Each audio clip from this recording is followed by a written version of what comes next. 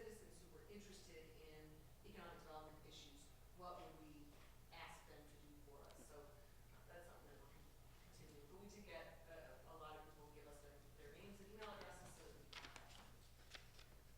So these are sort of a summary of the open comments. There's really no way to make that summary sort of interesting, so I just put it all over cloud. So as you can see, development is a really important issue. Growth, roads, traffic, things like that. So you have you have the report with all of the open comments in it. So in summary, the demographics of this unscientific survey were remarkably similar from 18 to 19. The wrong track responses increased from 33% to 42%. We did have an increase in the expressed dissatisfaction with our assessor's office. However, in an assessment year, that's not surprising and pretty common. The year that people's assessments, many of them go up. Sometimes people are not satisfied with that. Transparency in finance and decision making remains a high priority. Economic development, certain areas in economic development are perceived as a weakness in the county, but the question is, are they priorities for improvement? In other words, does bringing primary employers into Elbert County reflect what people also want, which is continuing to have a rural feel to the county? So that's something that we really need to dig more deeply into. Water, of course, remains a significant concern. And then this is sort of the challenge that we've got. Our county population, if you look at the state demographer's office data, the county population has risen about 2% a year in recent years, which equates to between 350 and 500 residents each year, depending on what numbers you look at. But residents strongly perceive that growth is a real problem. And I don't know whether or not that's just because much of that housing growth occurs near sort of major corridors, and so it's more obvious to people as they travel around the county, or what that is. So it's really worth digging more deeply into. Respondents are most in favor of adding agricultural and retail jobs, which are not necessarily primary employers. In economic development, a primary employer is an employer that brings new jobs and new money into an area, and not the secondary employers like restaurants, dry cleaners, grocery stores that come in response to those additional primary jobs. And so it's something worth digging deeply into. So in conclusion, some of our recommendations is to continue this citizen engagement efforts.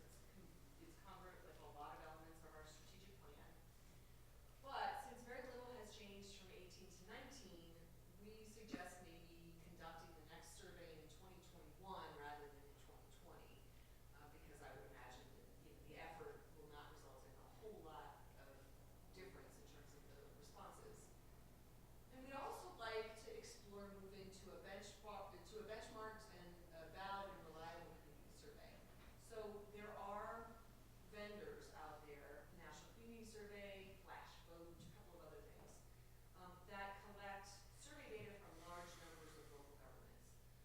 And we can look at some survey data that is benchmarked against similar local governments. So, if people are highly satisfied with our law enforcement, where people have responded that they feel safe here in Elbert County, is that something that is significantly different than other local governments of our size and our character? That would be interesting to know. We're going to continue to address some of our strategic objectives relating to financial and decision-making transparency, complete our water smart study, and incorporate the outcomes into a future comprehensive plan update and to our development code. And we're going to look at pursuing transportation and open spaces annexes or additions to our comprehensive plan to prepare for growth. And I wrote that slide before we had gotten to the grant, so that's a lot that came to. So that is where we stand, and I don't think I have any answer questions. Yeah. Any comments, questions? Or? No, these kind of surveys are make us focus on different issues. There's some of the things that people are concerned about, we've taken into consideration for some time, like water and these kind of things. And I understand the water smart study, but when we updated the planning, zoning, and subdivision regulations, we put in significant language in there to help encourage smart water usage and things like that. The problem with those things is that they're not really implemented until somebody makes an application.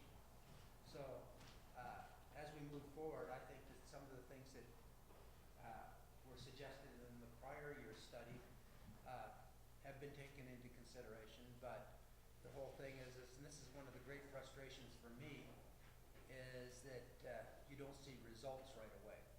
And the results come when we have another application, or somebody comes and wants to use water in the county, these type of things, and then they have to come before a public meeting like this, and then it gets discussed in an open forum. Yeah, just one, thank you for wading through all the data. I mean, I'm honestly wish there were more. I think it's about 600 or so-ish responses both years, which is a good number, but, you know, as you described, not really a statistically valid one, but good themes. So, yeah, I just ask that, you know, as we kind of brush off and update the strategic plan, we look at the pieces of this that kind of inform that. You hit on the economic development. I mean, that was something we wanted to get the pulse of interest, and it looks like it's there, and we've got people that would like to participate. Water and growth have always been an issue, always will, and I think this kind of sharpens some of that. And then I agree, the kind of shooting for 2021, but putting some effort in this coming year to select a good assessment tool to use. So, do you have any public comment on the citizen survey? Ma'am? Yeah, please do. Yeah, just so we can, the meetings are videoed and that mic gets captures.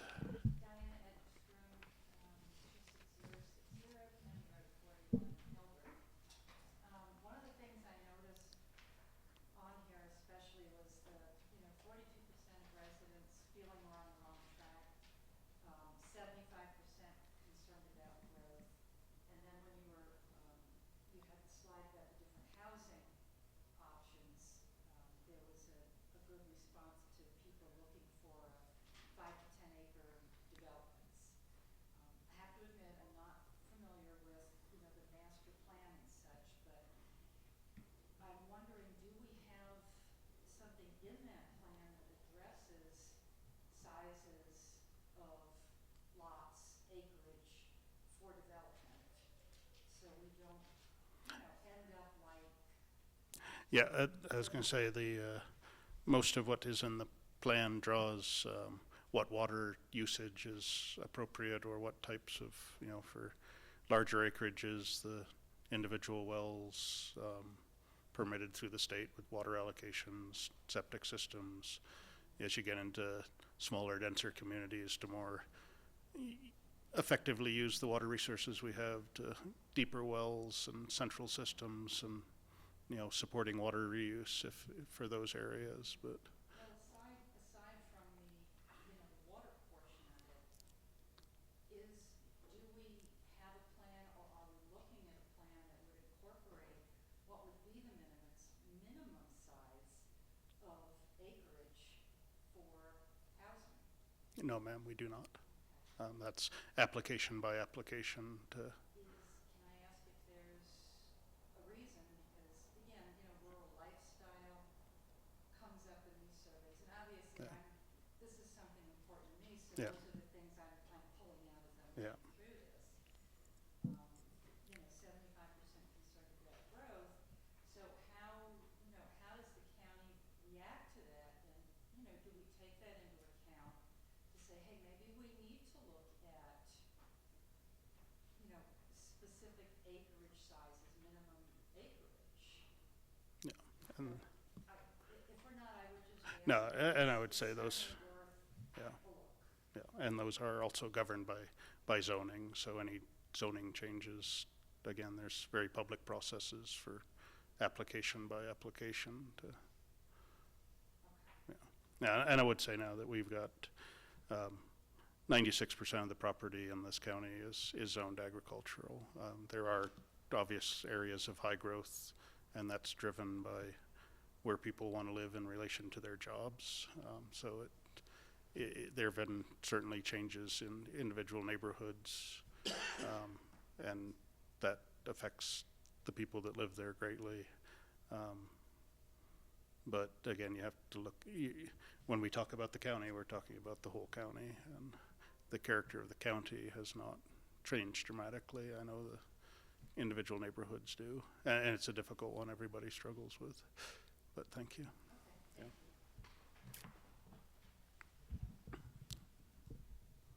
Marlene?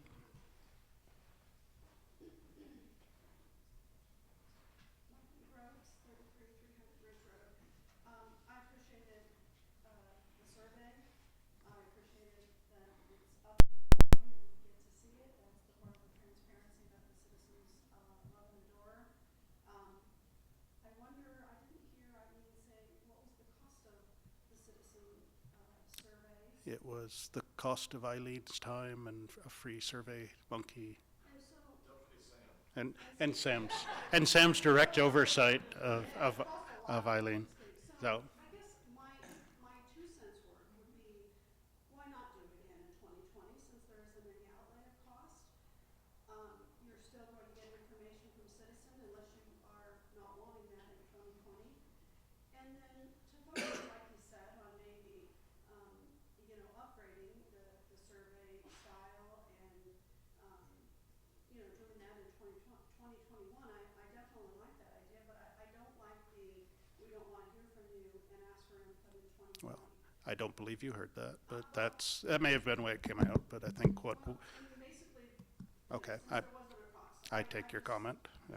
So I like the survey, I like the information, I agree that the transparency things have gotten, better in the county. So my point was 2020 and 2021. Cool. Cool. Thank you. Any other comments on this? Oh, Mike, thanks. Yeah. 26822 Richard Circle. A lot of concerns about growth on the survey. Yeah. I attended one of the Elizabeth Comprehensive Plan meetings a couple weeks ago, and obviously a big concern at that meeting as well. And my question is, how closely should we be working with the town of Elizabeth, or are we working with the town of Elizabeth as they develop that comprehensive plan? One of the concerns that I got out of it was they're concerned that if they don't annex property around the town, the county will grow around them, and they won't have a say in what's happening around them. So my question is, are we having meetings with them? Are we discussing things with them, just having that open communication with them to discuss the growth for the county? Yeah, and we have met in the past joint meetings with the trustees. In response to the initial draft of the plan, we shared our concerns that we had seen, but both concerns and offers of support on the, we encourage the adoption of a 300-year water rule, which the county has maintained for decades. They say they are adopting that, which is a good thing, and that in itself, it decreases densities that are available and growth that can happen. I mean, you've got a third less water available to you in. And this may be a naive question in regards to water. I'm not a water expert, but how do you determine a 300-year water plan or even a 100-year water plan if you don't know what the water requirements will be 300 years from now, or what the population will be 300 years from now? Okay. Yeah, just briefly, and not an expert either, but when the state conducts the determinations based on what's available, judged to be available in the aquifers below the land that's being developed, the assumption is what's being developed there. Say you take a 40-acre lot that's going to be developed with, we'll just say 10 homes, that there's a certain amount of water usage that those 10 homes require over a 300-year period, and is the water underneath that available? If something were else to happen on that piece of ground 100 years from now, there would have to be a reassessment of what's available based on the different use that it would be used for. So They have So- assumptions, but they're projections of growth. They have growth projections. And then, do they extrapolate that number out, saying if we have 400, or, this much increase in 20 years, we'll have this much in 100 years, and extrapolate that number out? I'm just trying to. no, I was going to say, in terms of, probably a lot more time than here, but I mean, if they're looking at the water that's actually in place directly beneath the borders of that developed property, and only considering the use of the water under that specific property. So, Speaking to the town of Elizabeth there, we have an intergovernment, we call it an IGA, with the town of Elizabeth. It specifically states that if anybody makes an application within 3 miles of the outskirts town limits of Elizabeth, our planning department, community development services, must send that application to the town of Elizabeth for them to consider whether they want to annex the property or not. The idea of predetermining annexations and things like that, we have no basis of that. We have no control over that. But if it's a county application within the 3-mile area, and that's 3 miles from the current town limits, then our planning department, community development services department, must send that application to the town of Elizabeth to determine from them what they want to do. Now, if the applicant and the town of Elizabeth cannot come to an agreement, then it comes back to us. So I hear this argument almost daily, and I've made several copies of the IGA and handed it to people and said, read the paperwork, because it specifically states that, and I've forgotten the amount of days. They've got, what, 60 or 90 days to handle their review, to perhaps, and notice I use the word perhaps, for the town to negotiate some kind of an annexation agreement. But this 3-mile thing has also caused great misunderstanding, because if you take, I think the town of Elizabeth right now is about 1 square mile, give or take. And if you, and again, remembering your junior high school math, calculating the area under a circle, that would suggest that they have influence over 27 square miles. So, and then the rest of it is it's come back to us on more than one occasion that are people within that 3-mile limit that are currently living in a PUD, a planned urban development, or a platted subdivision. Although they're within this circle, the town of Elizabeth doesn't want them, because then they'd have to provide them with services and infrastructure.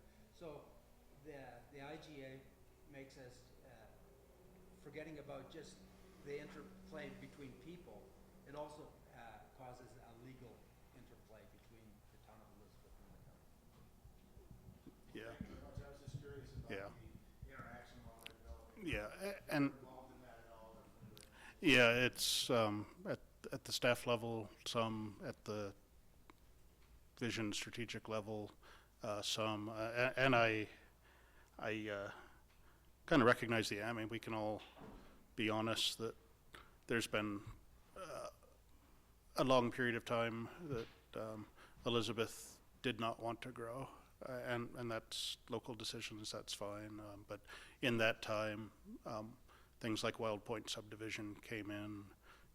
Chisholm is close. I mean, if you look around the town, county development has encroached on them and leaves them very little room to grow. So I understand the angst at that point, and what we've offered is, as part of that 3-mile plan that they're required to have, if they can identify potential future utility corridors, potential future roadways in areas that are undeveloped, that as applicants come in, we can work with them and applicants to preserve those rights of way, so you don't have, you know, this kind of strangling of the town by the county. So I think it's a reaction to what the reality has been over the decades, that they've been kind of hemmed in a lot of directions. I mean, the same kind of exists around the town of Kiowa in terms of what Mr. Malone has bought, and you kind of see what, you can look at Elizabeth and Kiowa and see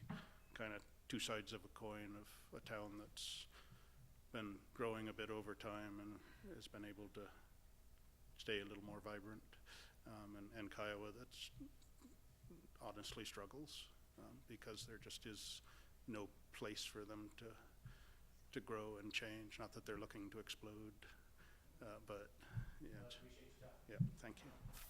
All right, ma'am. Yep. I may not understand everything, so I just have a question. Sure.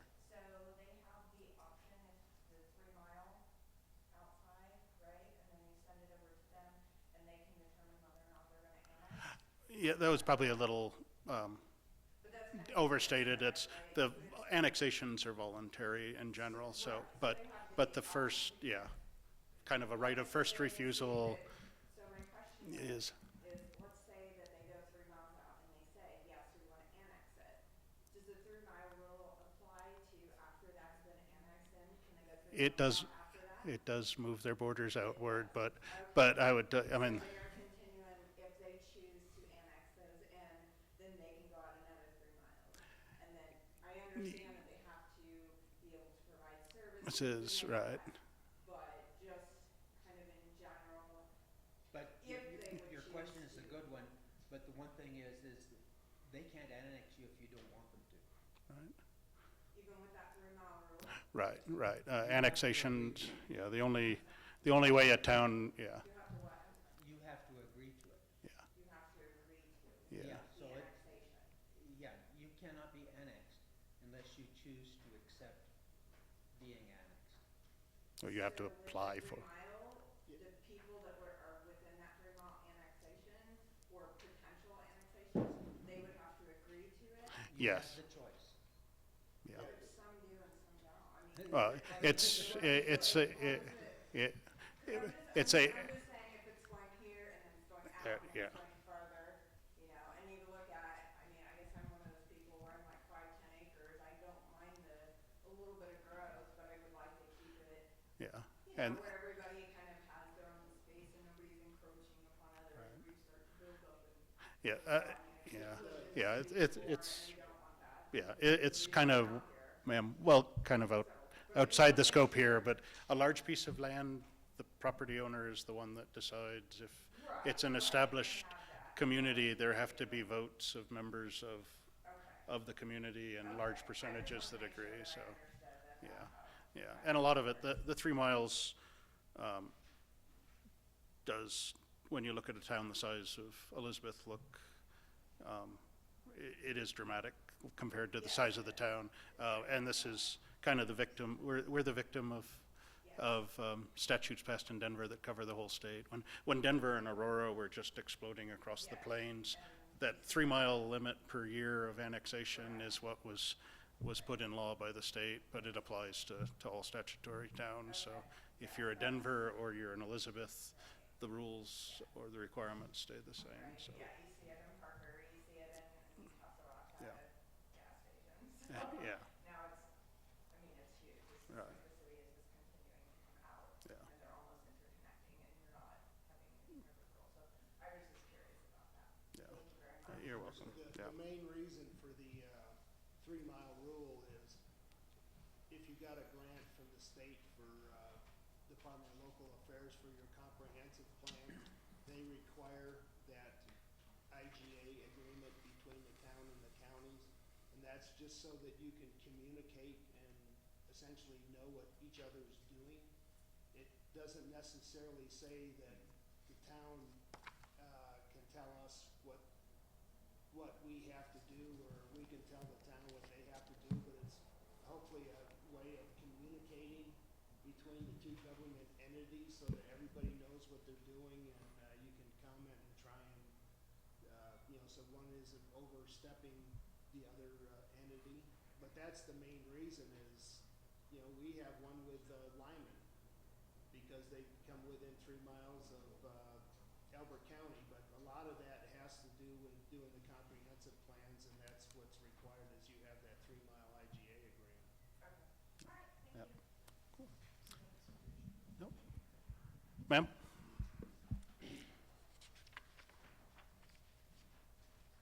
Susan Schick, 4122, came on, it's not on it. No, I don't know, it's the, Susan Schick, 4122, down West Drive, Elizabeth. A little bit off topic, but since we're just talking about growth in the county, I would like to request that the commissioners invite Mr. Tim Kraft of the Independence Development in to provide the community an update on his development. It appears that it's not doing anything, and I know there's lots of questions about it. So I was just wondering if you guys could get him on the calendar. okay, Thank you. thanks. Alrighty, guess we'll kind of close out comment on the survey. The next topic we had was a discussion of permitting requirements for shipping containers. And Faith, before you jump in, just kind of want to run through, I guess, a little history before we get into where we are today. Just that, but pretty much at the, we've had lots of folks bring in containers throughout the county that use them essentially as sheds, as an accessory structure. Cheaper and easier for a landowner than stick-built. I guess at the beginning of 19, there were quite a few letters that went out to property owners that were identified as having containers being used in this way, but not permitted as a structure. There was, kind of concurrently or just before a change, we adopted a updating building code that increased the minimum square footage for a permit requirement from 120 square feet to 200. So a 40-foot container being used as a shed triggered that. 20-foot containers did not. So if there's questions on that, but essentially when I looked at it, for most folks that have a single horse loafing shed, those were no longer a permitted structure because they were a little bit smaller. But the initial requirements, and I think the letters that there were some requirements in zoning, some requirements in the letters that addressed as a permanent structure, as a building, that some sort of foundational requirement was there within zoning. We had adopted language that required containers be put at the back of the property and painted to match somewhat a neutral color or match the house. Got a lot of feedback after that, not a lot of it tremendously positive. But up to this point, we had gone back to the zoning, pretty much reduced the requirement to just like any structure. It can't be within the setbacks or on easements. The back of the property, a more careful read or consideration. That doesn't make sense if you own a large productive farm. If you're sitting on a section in your home and your barn or up by the county road, putting something that says your containers have to be a mile away at the back of your section makes no sense. Those were changed, and during that time we put a halt on any enforcement of what we were doing for the calendar year while we sorted out where we were going forward with the kind of the concerns we've heard and would want to talk through the direction we want to go that remain, or again, how they're used by producers on large ag properties. How do we address containers that have already been in place for years? And then how do we address new containers coming in being used in this area? So I know we have some thoughts. I know we've heard yours, but So a couple of things. yeah. Yeah, I can't really speak to the zoning Right, portion. right. But I can only speak to the building Right. code portion. Yeah. So when the building department was asked to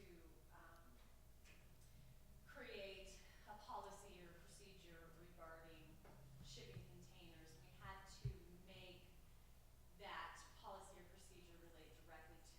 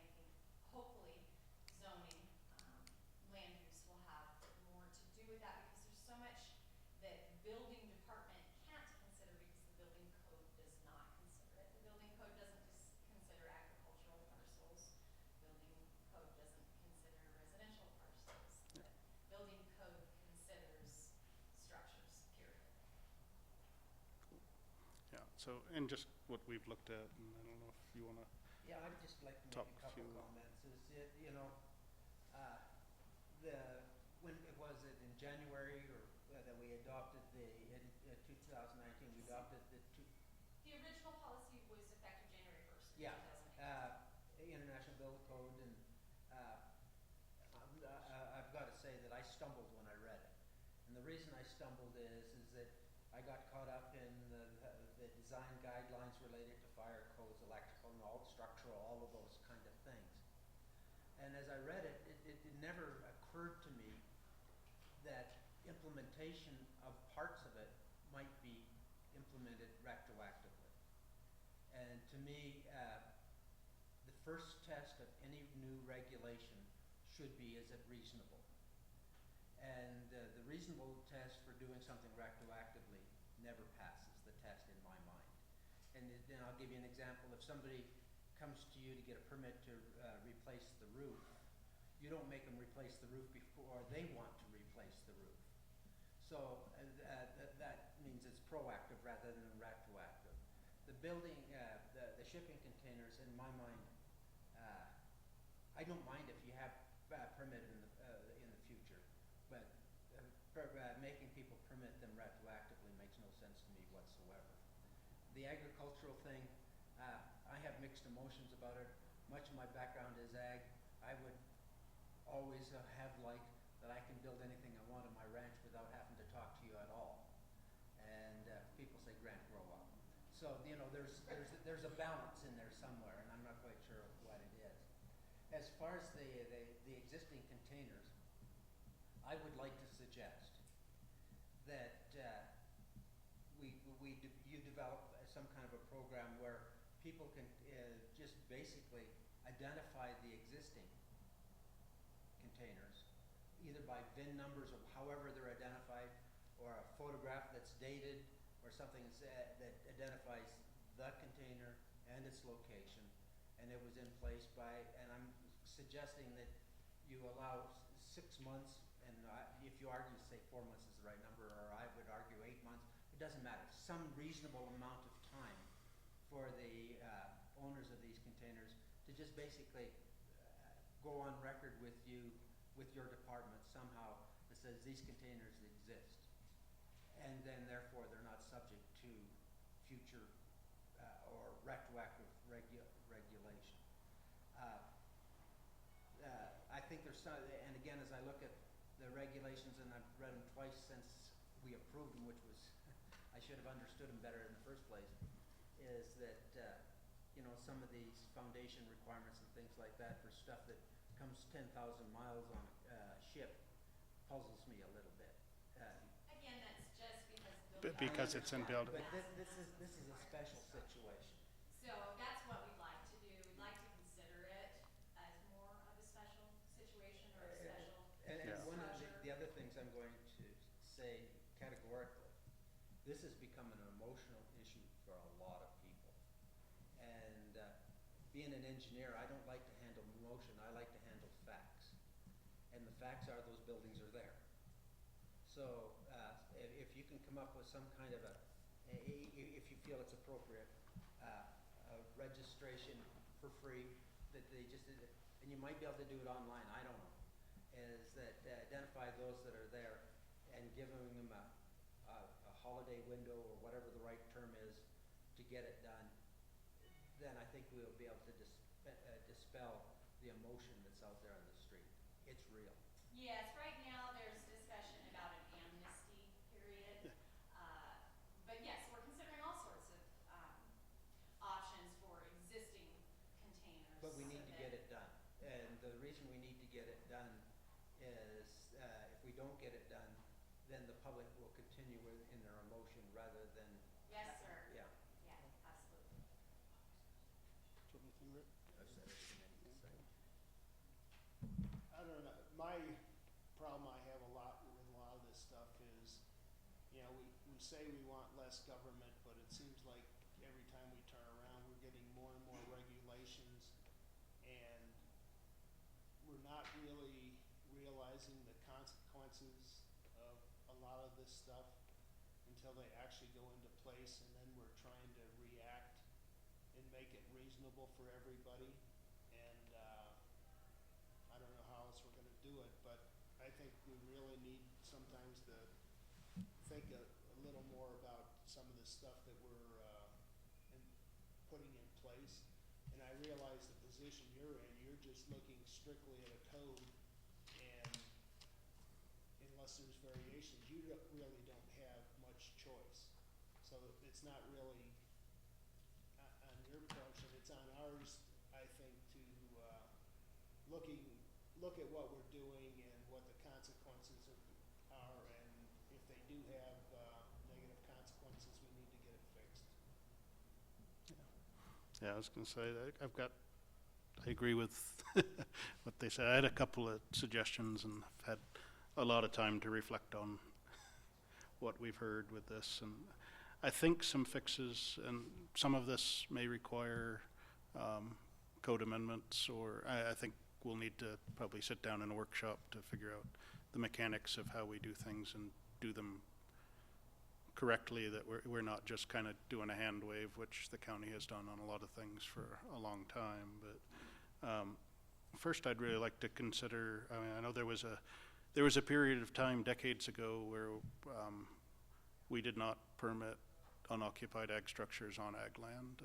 My understanding is we did have a barn collapse under a snow load, and we began exercising the county's authority to do that. Since these are pre-engineered containers that are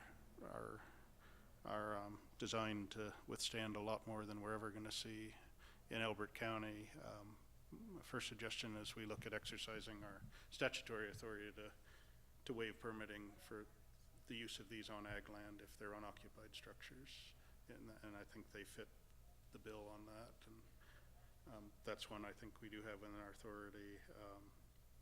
Recognizing we do have some out there, but we need to identify what's here now versus what comes later. Again, if somebody's using this as a shed, you know, versus building a shed that they get a permit and get an inspection on, I do think it's right in our smaller acreage subdivisions that we do look at what's there, but perhaps looking at from January to June, we've got a period where people can come in, you know, draw a permit, recognize it's there, a free permitting period. I had talked with Rick briefly. He'd suggested that once we figure out what that is, we actually put a notice in with all our tax notices going out, so we know every property owner actually has an opportunity to know what's going on. And then after that period, that, you know, we just come in to draw a permit on those that do require permits, and let's look at what that rate is. Is it, you know, we don't have to do an engineering review, they're pre-engineered. We don't have to go out and do inspections as they're being built. So some rational percentage of what we would if it was a, you know, if it's 50% of what that square footage would be if it was stick built and had to have an inspector look at it, had to have an inspector review plans. And then the final was really to carve out the foundation requirements. I think it's reasonable to have a gravel pad or timbers, but that to me would be something that would go into effect when somebody gets a new permit, or we identify one that perhaps was sitting on an easement or a setback that has to be moved. The same way we, you know, if we don't go running around looking for people with 60 amp service panels and make them upgrade, they upgrade when something changes. So if that kind of collection of ideas, like I said, some of it may require specific caveats to the code as we've done with other things, or if there's some overriding documentation we need to use. But Yeah, and I think that's, I don't think it's going to be a lot of amendments. I think it just needs to be a well Yeah. thought out policy. Yeah. And planning and zoning is going to have to be more involved where Yeah. Parcel Yeah, sizes are yeah. concerned. Yeah. Like you were just talking Yeah. about. Just because, you know, we building department, we look at structures, we don't look at parcel sizes. Right. No, you Gotcha. don't approve any building permit unless CDS says That's correct. to. Yeah. So the question is, the recordation of the existing ones, would that be a building department issue, or would that be a planning department issue? You know, there's probably lots of thought on that. My personal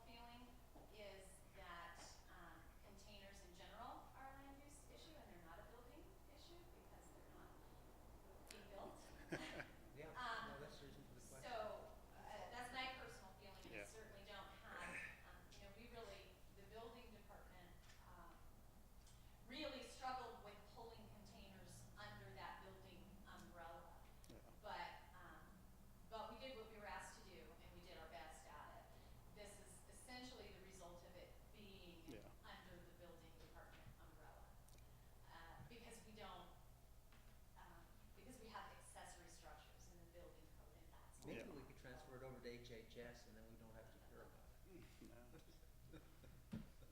But I absolutely agree. I mean, there are several agricultural parcels No. in Elbert County that, that have been using them for years. And then Right. on the flip side of that coin, there's, 2-acre properties where neighbors are calling and saying, hey, my Yeah. neighbor's on 2 acres and he's got 3 containers and they have graffiti all over them and this is awful and why won't you do something about it? Yeah. No, we're aware.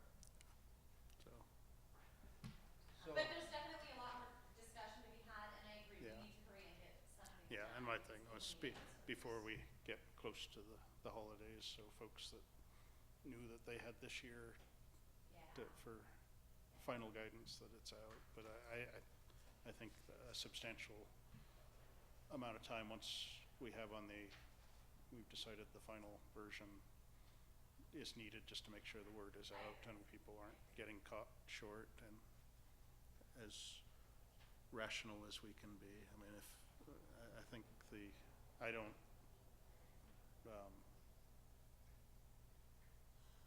again, I guess we come back to if the intended purpose is to use it as you would a stick-built shed, just it's quicker and easier, then we've got to try to figure out how we handle things consistently.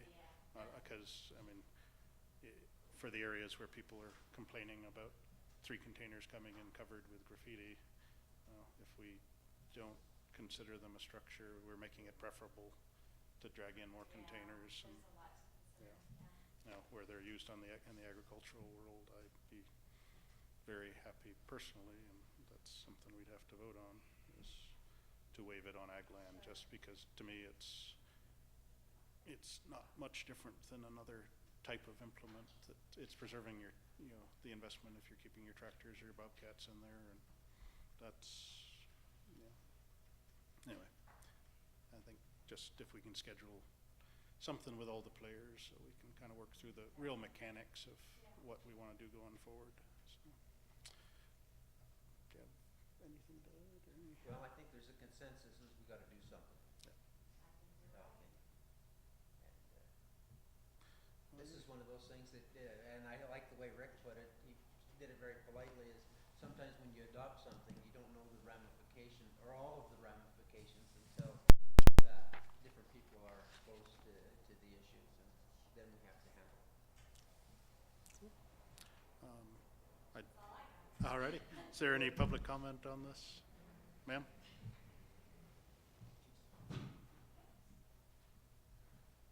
Hi, Diana Edstrom, 26060 County Road 41. What was it that started this whole thing with the shipping containers and the building department? How did this even come about? I might have missed that. Yeah. Well, I think that at least historically, or hysterically, however you want to put it, historically, the shipping containers were not paid much attention to. They just showed up, and the building department didn't issue permits or actually manage them in any way. We adopted in the 2018 building code, and our building department presumed, I'm not sure what the right word is, but that shipping containers fit under the description or the definition of accessory buildings. And then our compliance people said, okay, if they have to do it, they have to comply. And I don't know the numbers, but multiple people that had existing shipping containers were sent letters that they had to do something with them, and the public reacted. Well, and as you said, I think we're 98% Agricultural, right. community.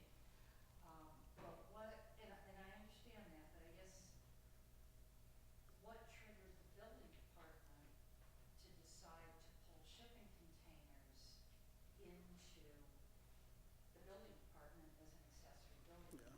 What created that situation? Yeah. And No. I think that I mean, I think it's important. Faith said it just right when she read the regulations. In her interpretation of those regulations, or we can argue whether it's the proper interpretation, which it probably was, those things were accessory buildings. Therefore, therefore they could be regulated. The real question is, right now, is future and past. Yeah, I guess where I'm getting stuck here though is, did somebody in the building, and no offense to any building department people, but did somebody in the building department wake up one morning with a wild hair and say, hey, No, let's in an ag environment, let's pull shipping containers in? I mean, what, are there fees involved that would Well, Non-material fee. yeah. county or? No, and our fee structure's set to cover the cost of providing a service, so it's not. There would have been fees associated with, how many shipping containers do you have? Two. So what would have been your cost to have shipping containers per container? The permit cost would not be very Yeah. much, Okay. Yeah. but the foundation requirements, the anchoring, Right. everything would be almost $1,000 a piece. You're creating an Yeah. awkward situation here where we're debating. Yeah, I would just say, ma'am, I guess, confluence of events. We have not had a code compliance officer for nearly a decade. That was funded this year. We had new codes adopted. We've now got somebody that citizens can complain to if they feel that there's something on their neighbor's property that is offensive and can it be looked at. And I think they were just, that confluence of let's look at this. It seems to be an issue for, you hear one vocal group and then you believe you're addressing an issue that's been brought to bear, and you realize that in trying to fix one thing, you're breaking other things. And I think Rick kind of addressed that. So, there's no who shot John here. It's just, Well, and it's obvious you guys recognize this, yeah, do something, it needs to be Yeah. dealt with. People are going out with pitchforks in the streets and. hasn't gotten to that level, but yeah, Monsters. yeah, Hopefully you can get Yeah. that all resolved, and again, without violating Yeah. all of our personal property Right. rights, Yeah. I'm not doing anything yeah. And illegal. no, but I guess the point I had made earlier that it's sometimes not the cheapest solution, but it's an easy solution, and people's time costs money too. So if you have a choice between building a stick-built shed on your property, or I just need a container this weekend that's serving the same purpose, you've got one neighbor who's building a structure, paying permit fees, doing all of that. You've got the next door neighbor that's got the same 360 square feet of storage that just happens to be a shipping container that well, and Yeah, and you're never gonna make everybody happy, yeah. But sometimes you make a lot more people unhappy than intended by trying to do the right thing. And so, Thank you, Jeff. yeah, thanks. Sir? Jesse L., 45-101, County Route 109, Deerfield. I'm glad to hear what I've been hearing today. It's been a great concern. My next question is, what about the proposed fines that I face for having these containers? There would be none. I mean, I can tell you right now, there's not going to be anything that comes out of this that fines somebody for something they I have support the done. county, But and I believe that the county needs funding. I just don't like the expense of having to lay down the foundation and and things of that nature. One of the regulations, section says that the containers have to be anchored. The proposed anchor systems will not work without major modifications to the existing frames and containers. manners. So I think the county needs to reconsider that. And One container weighs over 9,000 pounds. I have an 8,000-pound machine in there with about 6,000 pounds worth of implements. I don't think it's gonna blow over. No, If it does, my house is gone, and my barn is gone, and everything else. and I totally agree. And if you had a 20-foot container next to it, nobody would even mention that one. And Right. yeah, so yeah, the anchoring and foundation, like I said, it was a spin out of considering it a structure and therefore falling under the guidelines in the code for structures, but it clearly doesn't make sense to anybody. Two of To your- anybody. 2 of your commissioners are engineers. We understand center of gravity. notices to anyone that has received these letters, to let them know what their intentions are. Yeah, I We're believe, trying to also reconsider the January 1st date of 2020.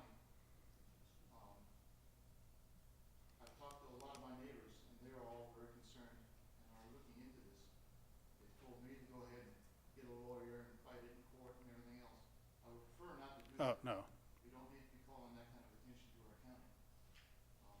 I'm hoping that when you've heard the three of us speak here, our intentions is to get something put together that passes the reasonable test. yeah, I would very much appreciate it, Yeah. and I'm sure a lot of my neighbors would also. yeah, and I apologize. I'd like to thank the county. Yeah, because it was quite a while ago, I mean, not very long after the original letters went out, that the decision not to enforce anything this year and get it fixed was made. I apologize because I was under the impression that we'd contacted anybody that had gotten a letter to let them know that we were not enforcing. In the letter that was sent out, The sec, no violations are going to be assessed in 2019. 19, No violations. Not in 19, but correct, yeah. So in consideration of the upcoming changes and the discussions that are occurring to make those changes, we're certainly not going to, we're not in a position to penalize people. Yeah. With violation fees, we need to give this county to allocate citizens the information needs to know what's going on. So please don't be concerned about the January 1st, 2020 date. We're not going to be assessing Yeah. violations. What we do owe you well before that date is, what does the future hold? I mean, again, we've, Well, I'd like to thank the county again yeah, for this consideration. yeah, thank you, sir. All right. We don't see any other comments. We'll move on to, we just have two quick action items, the approval of minutes from September 11th and September 25th meetings. Mr. Chairman, with your permission, I move that we approve the September 11th, 2019 minutes as written and dispense with the reading of those minutes. We have a motion and a second to approve the September 11th minutes. All in favor, please say aye. Aye. Motion carries. Yes. Do you allow public comment before you take vote on them? Well, we already voted on them, but Can you vote less? well, I won't unvote. But ma'am, yeah, if you have comments. Hi, Hello, ma'am. Megan. Need my name and address again? I've been up here and I'm Yeah. Diana Edstrom, 26060 County Road 41, Elbert. Just a couple things on the minutes, if you don't mind. I had been one of the folks that spoke at the September 11th meeting, and I know it looked like there were issues with the recording, and they didn't get my name on here. But the way I'm the unknown lady. Oh, okay. Okay. Well, You are now known. Maybe, I don't know, maybe I want to stay the unknown lady. But the way what I said was characterized was a little off, and I was hoping we could correct that. The one statement they had attributed to me was, she doesn't think this commercial enterprise, and this was the Rampart Heliport, okay. belongs in the county. What I was trying to say was that it doesn't belong in a residential agricultural area, especially when all of the local residents were against this. So that was the one thing I wanted to say. And in that meeting at the end, remember there were some extra provisions that were going to be added on? Yeah. I don't see that in the minutes, so how do we keep a record? Do they get added into the packet? The additional conditions of approval were actually added to the resolution specifically adopted at the end of that vote. That would show up Yeah, that's somewhere in the. yeah, it's on the resolution document associated with that application. So, If you'll recall, we called a recess to give the CDS department a chance to compose and present those additional conditions of approval. yeah, So I can go back Yeah. and look at that Yeah. in there. and that'll be available. Totally unrelated, and you can tell me I shouldn't ask this here, but, are there recordings of the meetings? Yes. Are they available to the public? Yes, in two ways. They're readily available. There's a camera behind you, and those are recorded, and there's a YouTube channel. If You know, and I did see that, but the time limits on those recordings, I went back to look at the September 11th.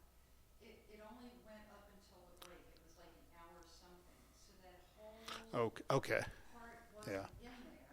Alrighty, and then the second is the audio recordings are available through the clerk and recorder, just a request for them. So I imagine it's got to be hard to capture all those yeah. minutes. Yeah, and I think during that meeting, we did have one meeting, I know, where the power went out for a little bit, so it is important to, Online? well, The audio, have you thought of, well, you've got the YouTube thing, have we thought of well, doing the audio is captured with the video, so you don't have to look at it, you that? can, But it's not. but yeah, I was gonna say, if it wasn't captured on that because of an All outage, the YouTubes are only a little over an hour. okay. So So they may just be capturing the morning session, yeah, if, I think that's what. and we can correct that, If yeah. there's a way to look at that, Yeah. that Yeah. would be great. That's easy to fix. But since you're here, we can rescind the vote and correct that since you were, I'd hate to leave it as unknown and inaccurate, so, okay. Yeah, Mr. Chairman, with your permission, I'd like to add a friendly amendment to my motion that identifies the lady here, and you'll have to spell out your name for the clerk. It's Diana, D-I-D-I-A-N-A, and the last name is E-D as in David, S-T-R-O-M. Thank you. No, it's definitely on the record. So, Yeah, okay, thank I you. don't know if we have to make a new. Yeah, I motion or think just we, amend the old yeah, I think we have to make a motion to rescind that. Okay, I But move we rescind we- the last approval Oh, of the September 11th minutes. okay. I'll second. Okay, we have a motion and a second to rescind the approval of the minutes from 11. All in favor, please say aye. Aye. Aye, and I'll accept a motion to adopt a corrected set. Mr. Chairman, I move that we correct the September 11th, 2019 minutes to include Diana, and you got her last name, his name as the unknown person. Yeah, and the specifics of the residential area, agricultural part of the county versus county. I'll second. Okay, the motion and second to amend and adopt the minutes. All in favor, please say aye. Aye. Aye, motion carries. Commissioner Richardson, if I may comment. Yeah. I'll say those were my minutes, they weren't amended minutes. I was happening there with the power going off and everything, so I apologize for the section. Okay, We did the best we can, but those were my minutes. all righty. Amanda, if you could provide him a little additional training, that would be great. Thanks. No, no. I'll take a motion to adopt the minutes of the 25th.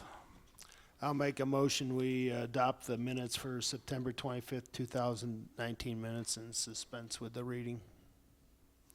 Okay, motion and a second. Any comment on this item? Seeing none, I'd accept a vote. All in favor, please say aye. Aye. Aye, motion carries, minutes are adopted. All righty, board planning. For the next meeting, I know we had several appropriations to be made. Acknowledge the receipt of the budget on the 15th. Once we have it, we can go ahead and make that draft available online as well. I think we had some consent items for reimbursement from Department of Corrections reimbursement. Anything else that? No. Okay. All right, next week, outside of our regular BoCC meetings, we are holding our quarterly town halls. Wednesday we'll be here at the Kiowa Fairgrounds, Thursday evening at Rattlesnake Fire Station 1 up on 186. And then I think that's all I've got. Yeah. Do you guys have anything you'd want to get on the agenda? Not just now, Nothing, okay.